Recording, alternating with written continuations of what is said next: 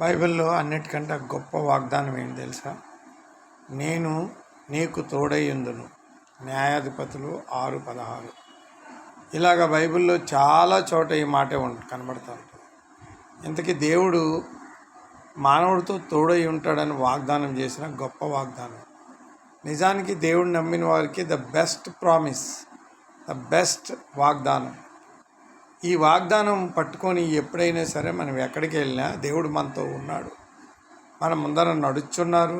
దేవుడు మన ప్రార్థన వింటున్నాడు, మన ప్రార్థన ఆయన ఆన్సరిస్తాడు, మనకు సహాయం చేస్తాడు. సమస్తం ఈ వాగ్దానంలోనే ఉంది. ద బెస్ట్ అండ్ గ్రేటెస్ట్ వాగ్దానం బైబిల్లో ఉంది. అదే మత్తయి సువార్త 28:18 యేసు ప్రభు ఇచ్చాడు. మరలా ఆయన వచ్చే వరకు ఆయన మనతో తోడుగా ఉంటాడు.